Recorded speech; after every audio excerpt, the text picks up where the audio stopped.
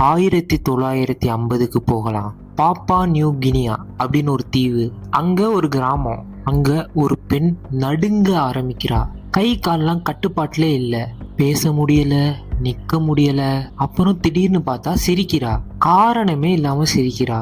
இதுக்கப்புறம் என்ன நடக்குதுன்னு பாத்தீங்கன்னா, ஒரு வருஷம் கழிச்சு அவ செத்து போயிடுறா. அடுத்த வாரம் இன்னொரு பெண், அப்புறம் ஒரு குழந்தை.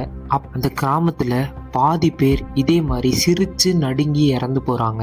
அப்புறமா அந்த நோய்க்கு ஒரு பேர் வைக்கிறாங்க, லாஃபிங் டெத், அதாவது சிரிச்சா சாகுற நோய். ஆனா இந்த நோய் எதனால வந்துச்சு தெரியுமா?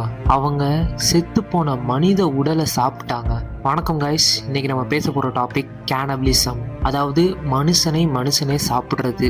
இது ஒரு சைஃபையோ ஹாரர் கதையெல்லாம் கிடையாது, இது உண்மையிலேயே நடந்த விஷயம். இந்த வீடியோ முடியறதுக்குள்ள உங்களுக்கு தெரிய போற விஷயம் என்னன்னு கேட்டீங்கன்னா, கேனிபலுங்கிற வார்த்தை எப்படி வந்துச்சு, இந்த பழக்கங்கிறது இந்தியால இருந்துச்சா, அப்புறம் மனுஷனை சாப்பிட்டா தப்பே இல்லைன்னு சொல்ற ஒரு கதை.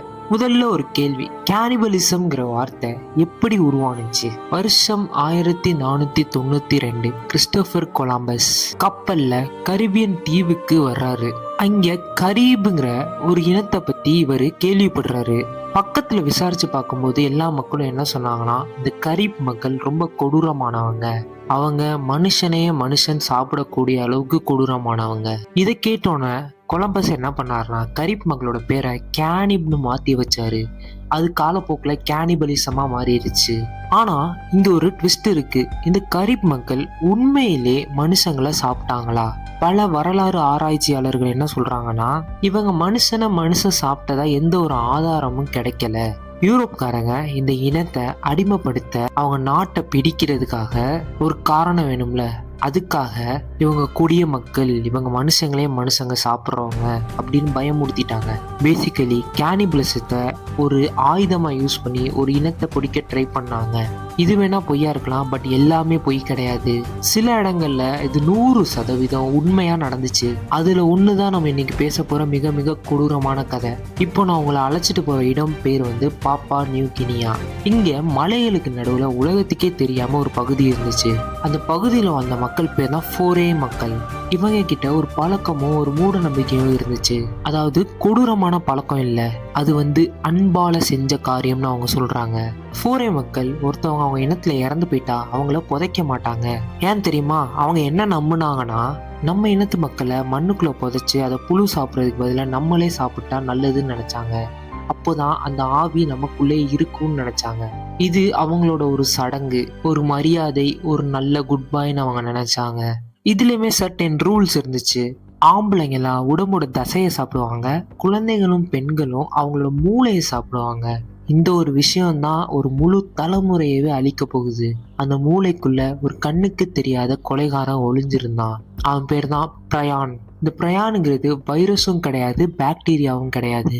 இது ஒரு கெட்டுப்போன புரோட்டீன். இதை வேக வச்சாலும் அது சாகாது. ஒருத்தரோட மூளையை சாப்பிட்டா அந்த பிரயானுங்கிறது இன்னொருத்தர் மூளைக்கு போயிருது. ஒவ்வொருத்தர் செத்தாலும் அவங்க கண்டிப்பா அவங்களோட மூளையை சாப்பிட்றதுனால அந்த பிரயானுங்கிறது பாதி மக்கள் மூளைக்கு போய் சேர்ந்துருச்சு. அந்த மக்கள் அந்த நோய்க்கு வச்ச பேர் என்னன்னு கேட்டீங்கன்னா குரு. ஃபோரே மக்கள் மொழியில அதுக்கு என்ன அர்த்தம்னு கேட்டீங்கன்னா நடுங்குதல்.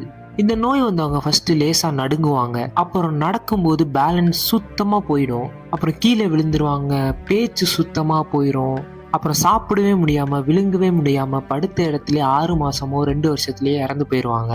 அப்போதைக்கு அந்த நோய்க்கு அவங்கள்ட்ட மருந்தும் இல்லாதனால அதுல இருந்து தப்பிக்கவே முடியல அவங்களால. இதுல இன்னும் கொடூரமான விஷயம் என்ன தெரியுமா? அவங்க அப்பப்போ சிரிப்பாங்க, என்ன காரணம்னே தெரியாம சிரிப்பாங்க. அதனாலதான் இந்த நோய்க்கு லாஃபிங் டெத்னு பேர் வந்துச்சு, சிரிச்சே சாகுற நோய். இப்ப யோசிச்சு பாருங்க, பெண்களும் குழந்தைங்களும் தான் அந்த மூளையை சாப்பிட்டாங்க. அதனாலதான் அவங்களுக்கு நோய் வந்து அவங்க இறந்து போனாங்க. அதனால சில கிராமங்கள்ல ஆண்கள் மட்டுமே மிஞ்சி போனாங்க, பெண்களும் குழந்தைங்களும் சுத்தமா இல்ல. இப்ப பெண்களே இல்லாத ஊர்ல எப்படி அந்த சமுதாயம் அடுத்த ஒரு ஜெனரேஷனுக்கு போக முடியும்? இந்த ஒரு பழக்கத்தினால அந்த ஃபோரே மக்களோட இனமே அழிகிற நிலைமைக்கு வந்துருச்சு. அப்புறம் 1950 ஆஸ்திரேலியா தான் அந்த இடத்த வந்து ஆட்சி செஞ்சுக்கிட்டு இருந்தாங்க.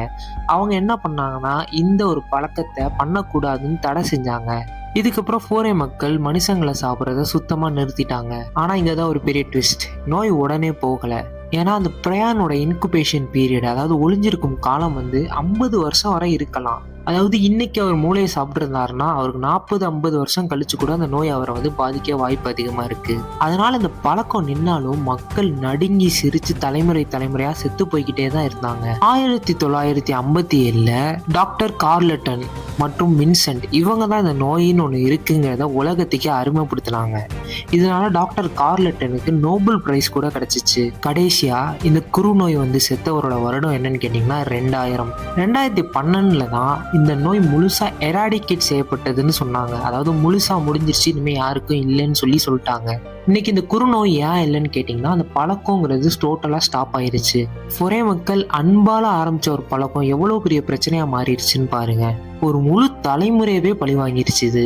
இதுவாச்சும் தூரத்தில் நடக்கிற பாப்பா நியூ கினியால நடந்த ஒரு விஷயம். ஆனா இந்தியால இது இன்னைக்கும் நடக்குதுன்னு சொன்னா அவங்களால நம்ப முடியுதா? வாரணாசி கங்கை நதிக்கரை இந்துக்களோட புனிதமான இடம் இது. இங்க ஆயிரக்கணக்கான கோவில்கள் இருக்கு. மக்கள் இங்க வந்து குளிக்கிறாங்க, பிரார்த்தனை பண்றாங்க. சொல்ல போனா இங்கதான் சாகவும் வராங்க. இங்க செத்தா நல்லதுன்னு நினைக்கிறாங்க. ஆனா இதே கங்கை கரையில ஒரு கூட்டம் வாழுது. அந்த கூட்டம் பேர் என்னன்னு கேட்டீங்கன்னா அகோரிகள். இவங்க ஒரு சாமியார் கூட்டம். இவங்க எல்லாம் சிவபக்தர்கள். 1000 வருஷம் பழமையான ஒரு பாரம்பரியம் இவங்க. ஆனா இவங்களோட வழிமுறைங்கிறது இன்னைக்கும் மக்களை பயமுறுத்திக்கிட்டு தான் இருக்கு. அகோரிகள் வந்து சுடுகாட்டுல மட்டும்தான் வாழ்றாங்க. உடம்பு ஃபுல்லா சாம்பலை பூசி வச்சிருப்பாங்க. மனித மண்டை ஓட்டுல தான் சாப்பிடுவாங்க. மனித மண்டை ஓட்டுல தான் தண்ணி கூட ஊத்தி குடிப்பாங்க அவங்க. அதுக்கு இவங்க வச்ச பேர் வந்து கபாலா. அது மட்டும் இல்லாம அவங்க கங்கையில மிதக்கிற பிணங்களை எடுத்தும் சாப்பிடுவாங்க. ஏன்னா இது வந்து அகோரிகளோட நம்பிக்கை. இந்த உலகத்துல சுத்தம் அசுத்தம்னு ஒண்ணுமே கிடையாது. நல்லது கெட்டதுன்னு பிரிக்கிறது தான் நம்ம மனசோட பயம்.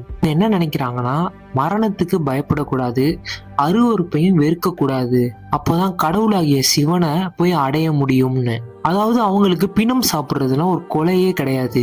அது அவங்களுக்கு சாப்பாடே கிடையாது. அது அவங்கள பொறுத்தவரை ஒரு தியானம், பயத்தை வெல்றதுக்கான ஒரு வழி. இப்ப இங்க ஹானஸ்டா சொன்னோம், இன்டர்நெட்ல அகோரிகளை ரொம்ப கொடூரமான ஒரு மனுஷனா வந்து போர்ட்ரே பண்ணிக்கிட்டு இருக்காங்க.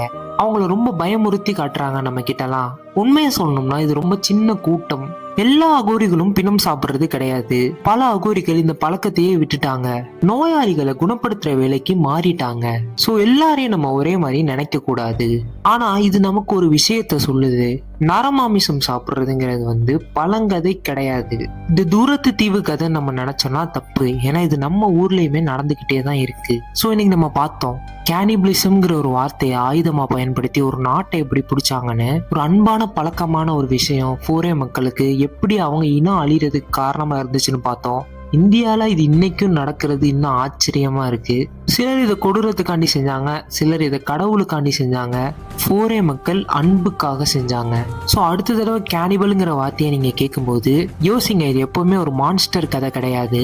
உங்க தேவைக்கேற்பாக இதை யூஸ் பண்ணியிருக்காங்க. உதாரணத்துக்கு ஆயுதமா யூஸ் பண்ணி ஒரு நாட்டை பிடிச்சிருக்காங்க. சிலர் அன்புக்காக இதை பண்ணியிருக்காங்க. சிலர் கடவுளை அடையணும்னு இன்னும் பண்ணிக்கிட்டு இருக்காங்க. ஸோ இந்த வீடியோ பிடிச்சிருந்துச்சுன்னா லைக் பண்ணுங்கள், ஷேர் பண்ணுங்கள், சப்ஸ்கிரைப் பண்ணுங்கள். நான் உங்களை அடுத்த வீடியோவில் சந்திக்கிறேன். நன்றி, வணக்கம்.